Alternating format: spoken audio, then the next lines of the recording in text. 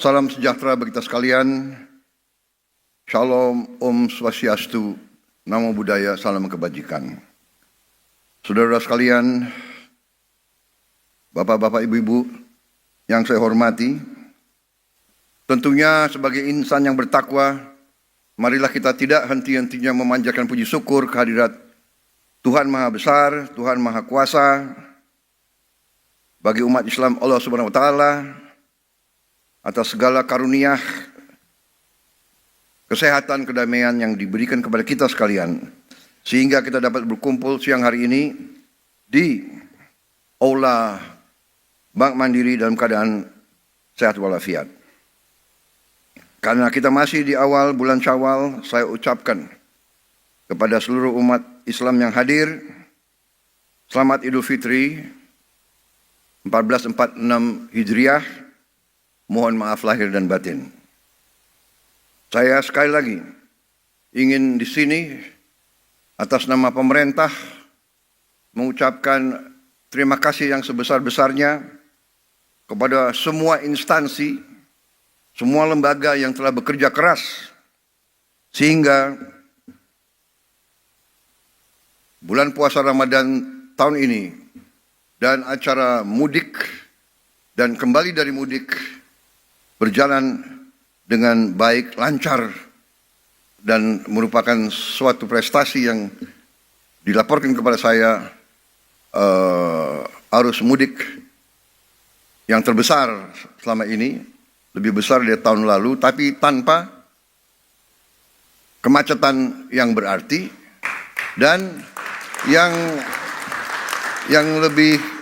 lebih memuaskan bagi kita adalah angka kecelakaan yang turun secara drastis. 30% lebih rendah kecelakaan dibandingkan dengan tahun yang lalu. Ini adalah hasil kerja keras, dan ini hasil kerja keras daripada Kementerian Perhubungan dan Kepolisian Republik Indonesia, termasuk juga TNI. Untuk itu sekali lagi saya ingin ucapkan terima kasih kepada instansi-instansi tersebut. Kementerian Perhubungan, orang libur dia terus mengawaki pusat-pusat yang penting. Menara bandara tidak boleh berhenti, tidak boleh libur ya. Air traffic control kalau salah itu musibah yang besar. Para polisi yang sering dicaci maki, sering disalah-salahkan, padahal mereka diterik siang matahari tanpa kita sadar. Mereka bekerja keras menjaga kita, mengatur lalu lintas. Jadi ini saya pakai kesempatan ini untuk menyampaikan penghargaan. Kadang-kadang kalau orang berbuat baik tidak pernah diucapkan terima kasih dan tidak pernah diingat. Kalau orang buat salah, tidak pernah dilupakan. Ya. Yang salah diingat-ingat terus. Yang baik nggak mau dikomentari. Nah, jadi saudara-saudara, terima kasih kehadiran saudara-saudara sekalian. Terima kasih Dirut Mandiri. Dirut Mandiri yang baru atau yang lama ya? Oh tetap. Yang lama diperbarui gitu. Ya. Jadi saya berpegang kepada filosofi ya, the right man on the right place, the right man and the right woman on the right place. Jangan the right man aja, ya kan? Jadi kalau ada yang baik, ada yang handal, seperti pilot pesawat, ya kan? Kita nggak perlu tanya pilotnya itu agamanya apa, asalnya dari mana, ya kan? Nggak perlu orang tuanya siapa, dia bisa bawa penerbangan dengan baik.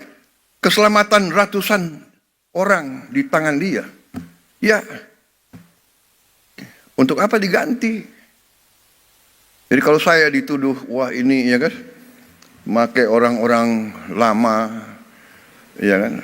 Nggak ada, saya hanya pakai orang yang mampu. Mampu untuk bekerja untuk rakyat, bekerja untuk bangsa dan negara. Kalau dia mampu dan dia mau, kita harus manfaatkan. Jadi berada dalam posisi bekerja untuk pemerintah itu pengorbanan sebenarnya. Pengorbanan, ya. Itu sebagai ucapan terima kasih saya minta acara ini diselenggarakan. Saya minta acara ini diselenggarakan karena saya merasa setelah kita masuki 6 bulan masa bekerjanya pemerintah yang saya pimpin sebagai pemegang mandat dari bangsa, dari rakyat sejak tanggal 20 Oktober 2024, sudah saatnya kita lebih komunikatif, lebih proaktif dalam memberi keterangan tentang keadaan yang berlaku. Kemarin saya sadar beberapa minggu lalu sudah mulai sadar bahwa komunikasi dari pemerintah yang saya pimpin memang agak kurang, dan itu adalah tanggung jawab saya, dan saya ingin memberi penjelasan kenapa. Karena saya menganut filosofi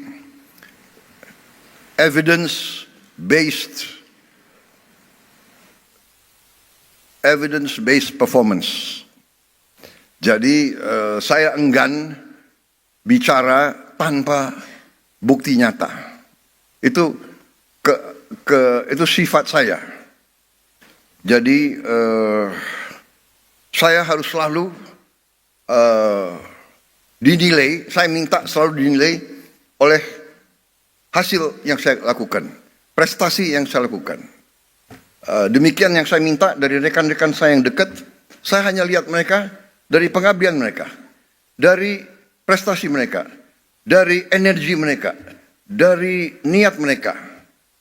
Saya benar-benar tidak pernah nanya, apakah waktu saya seleksi menteri-menteri ini, apa saya tanya, Anda partai mana, Anda orang tuanya siapa? Kan saya tidak. Suku Anda siapa, suku Anda apa, agamamu Anda, tidak. Evidence based. Nah, dan saya percaya, saya kira, saya berpendapat sebenarnya rakyat pun akan menilai dengan hasil. Ya, saya memang sering diejek karena saya juga membuka kesempatan untuk diejek, ya kan? Kan saya bilang saya nggak suka orang yang hanya omon-omon. Akhirnya omon-omon jadi apa tuh? Jadi populer ya, dipakai di seluruh Indonesia itu. Iya kan? Dan saya nggak suka hanya omon-omon. Terus terang aja. Jadi saya pikir oke, begitu saya ditetapkan sebagai pemenang oleh KPU, saya kumpulkan tim kecil dan kita mulai bekerja. 5 bulan kita kerja terus tanpa diliput media. Kadang-kadang diliput media malah kerjanya sulit, ya. Karena media ingin bukti seketika. Padahal tidak ada dalam manajemen suatu usaha, dalam manajemen suatu organisasi, dalam menjalankan suatu proyek, tidak bisa seketika. Yang bisa seketika itu hanya Nabi Musa yang punya tongkat. Kita manusia tidak bisa seketika. Semua itu adalah perencanaan. Perencanaan yang matang. Perencanaan dasarnya adalah pengumpulan data yang benar.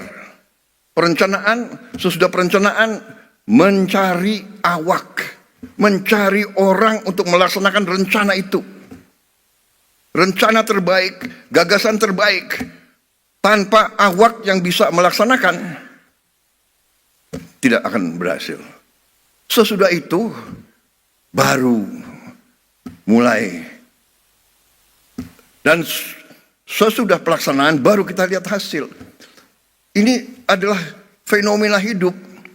Nggak bisa kita tanam pohon, kita minta buahnya turun lusa. Tidak mungkin. Ini melawan hukum alam. Kita cari benih yang bagus, kita cari tanah yang cocok, kita harus ada sumber air, kita harus ada cuaca yang baik, kita tanam, kita rawat, baru hasilnya mungkin 5 tahun, 6 tahun. Ya kan? Pohon kelapa sawit yang sekarang menjadi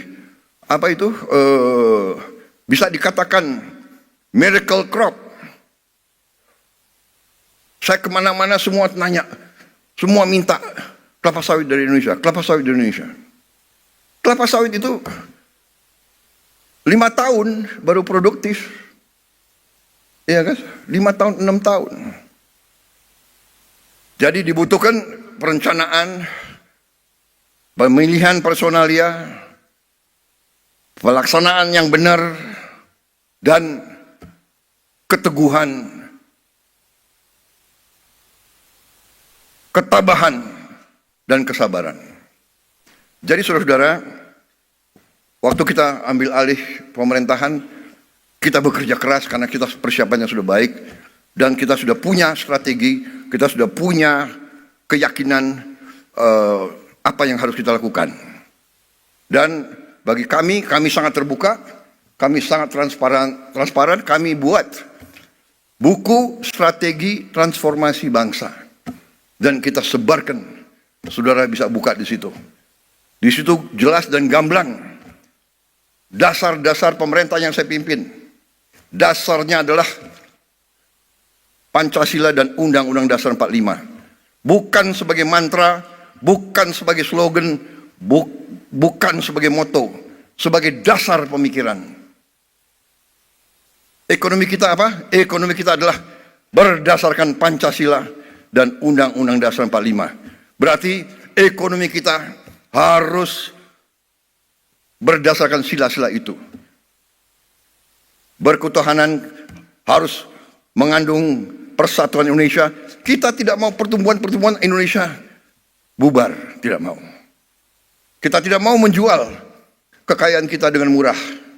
Kita tidak mau menjual tanah kita kepada bangsa asing dengan murah. Semua tujuannya persatuan Indonesia, kemanusiaan. Kita tidak mau yang lemah ditinggal. Kita tidak mau yang miskin disuruh bersaing dengan yang kuat. Saudara-saudara, ini dasar kerakyatan dan terakhirnya tujuan kita keadilan sosial. Ini yang mendasari pemerintah kita. Dan pelaksanaannya pasal-pasal ekonomi yang ada di Undang-Undang Dasar 45, pasal 33. Bahwa ekonomi kita ya azasnya adalah kekeluargaan.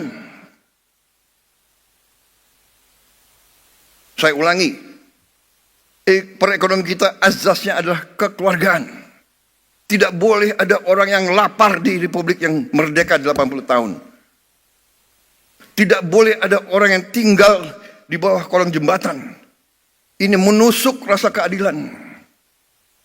Tidak boleh ada orang yang tidak makan. Ini yang mendasari dan kita buat strategi.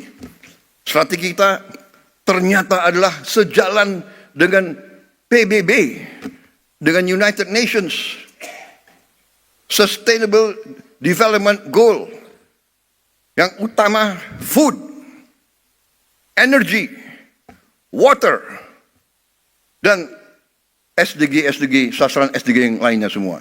Ini dasar kita.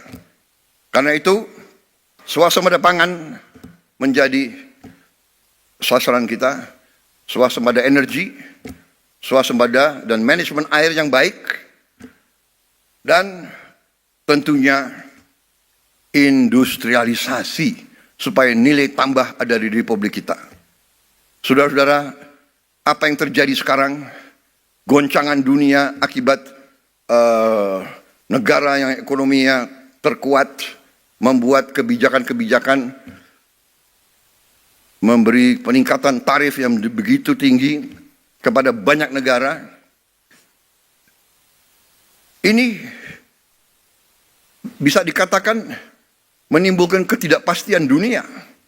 Banyak negara yang cemas, ya.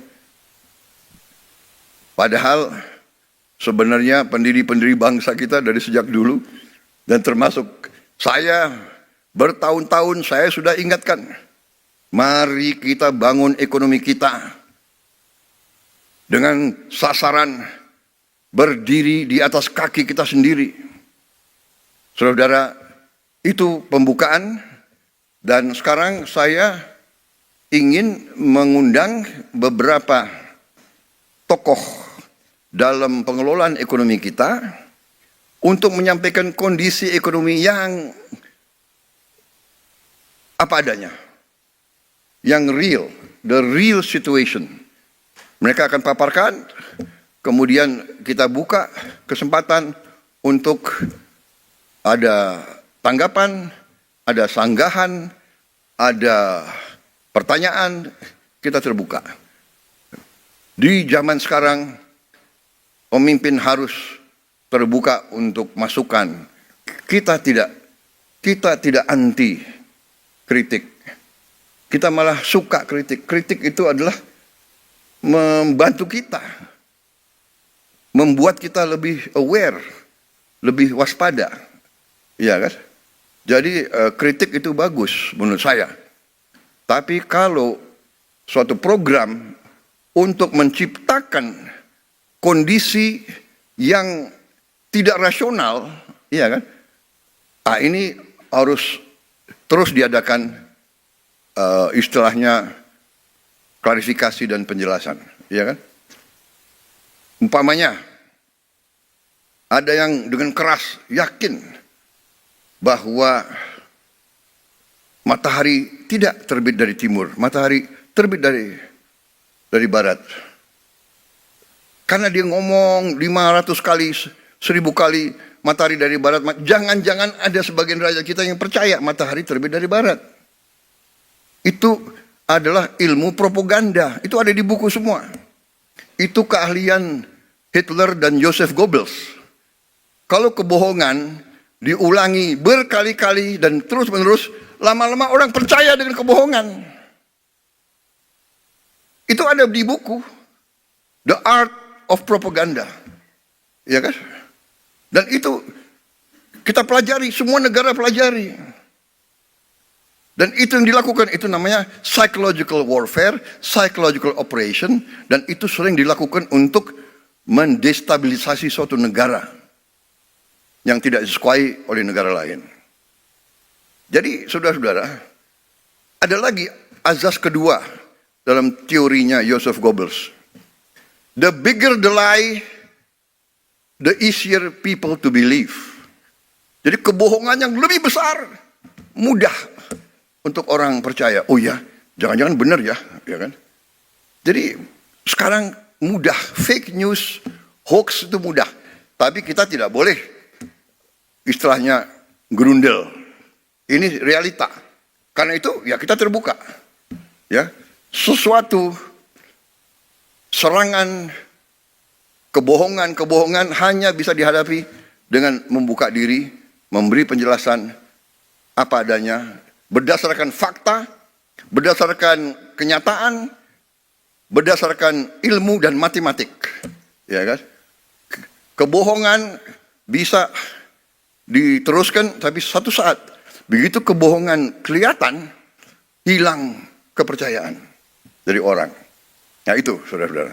Jadi suatu rezim atau suatu organisasi atau suatu kelompok yang melancarkan sesuatu atas dasar kebohongan akan dipatahkan. Saya juga heran. Ya, ada orang yang mengatakan Indonesia gelap.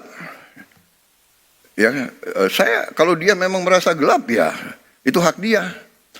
Tapi kalau saya bangun pagi saya lihat Indonesia cerah. Iya kan? Kalau saya ketemu petani gembira.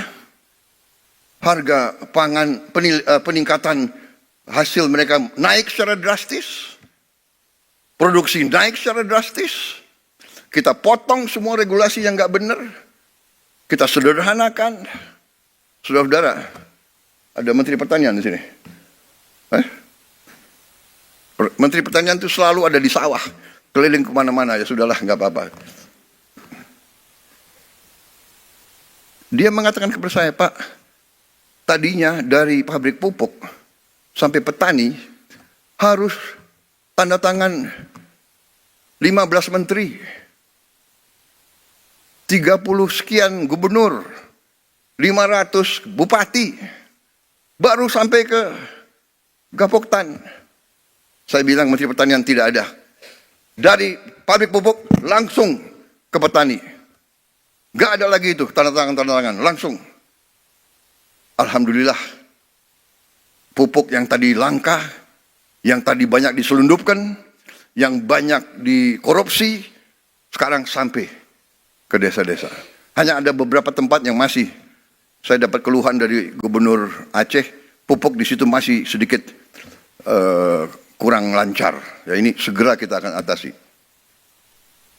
Apa yang maksudnya? Begitu ini semua perizinan kita hilangkan, lancar itu arus ke produsen, produksi langsung naik, saudara. Jadi ini pelajaran bagi kita semua, dan inilah yang saya akhirnya ambil kesimpulan, oke, saya harus proaktif. Saatnya sudah ada evidence, ya saya sekarang berdiri agak lebih optimis, lebih percaya diri karena evidence-nya sudah mulai kelihatan. Ya, kita akan menghadapi tantangan, tapi saya bicara dengan tim saya, ternyata situasinya dapat kita hadapi dan bisa kita kendalikan, ya kan? Jadi saudara-saudara, saya sih tidak akan melarang orang untuk selalu memandang dengan kegelapan. Kalau ada orang yang mau lihat gelap, monggo. Tapi kalau saya lihat, saya optimis, saya bangga sekarang jadi Presiden Republik Indonesia. Kekayaan kita akan kita kuasai, akan kita kelola untuk sebesar-besarnya kepentingan rakyat.